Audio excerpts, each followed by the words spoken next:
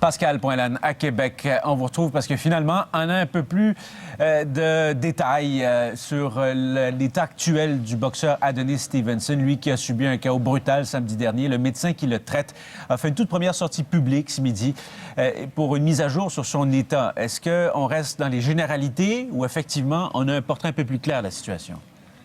On a un portrait un peu plus clair quand même, Alexis. D'abord, sur les détails lorsque le combat est survenu et après le combat, il est arrivé à l'hôpital Adonis Stevenson et son médecin nous a dit aujourd'hui que le boxeur de 41 ans était incapable de parler, incapable de prononcer un mot. Rapidement, on a dû procéder à une chirurgie parce que la pression dans sa boîte crânienne était trop élevée.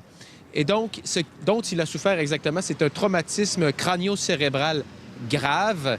En ce moment, il est toujours maintenu dans un coma artificiel où les médecins préfèrent dire qu'il est sous sédation contrôlée, c'est-à-dire qu'il est inconscient à l'heure actuelle et il a besoin d'assistance mécanique pour respirer. L'autre aspect nouveau dans ce point de presse, c'est qu'on nous disait qu'il était dans un état stable. Mais dans quel état était-il? On l'ignorait. Là, on nous dit qu'il est toujours dans un état critique, Alexis. Quelles sont les chances maintenant qu'Adonis Stevenson s'en sorte vivant? Le médecin nous dit qu'elles sont bonnes. Par contre, pour les séquelles, ça risque d'être assez difficile, mais on ne peut pas prévoir qu'est-ce qui va arriver s'ils réussissent à le réveiller dans une date ultérieure. On écoute le médecin qui traite Adonis Stevenson. C'est difficile d'avoir une idée de son pronostic à long terme actuellement. Mais il est fort possible qu'il ait des séquelles de tout ça.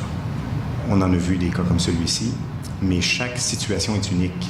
On ne peut pas vraiment dire qu'une personne va se comporter exactement comme une autre qui a des lésions relativement semblables. Donc, c'est très différent. On comprend bien qu'il faut se garder de faire toute forme de pronostic, en tout cas sur un plan strictement clinique, Pascal. Et ce qu'on a pu voir aussi, c'est qu'au fil de cette épreuve, Adonis Stevenson a été accompagné, entouré de ses proches, de sa famille, qui gardent toujours espoir que tout se déroule pour le mieux dans les circonstances. Oui, et notamment sa conjointe. Et vous savez qu'Adonis Stevenson et sa conjointe venaient d'avoir un enfant il y a 3 semaines.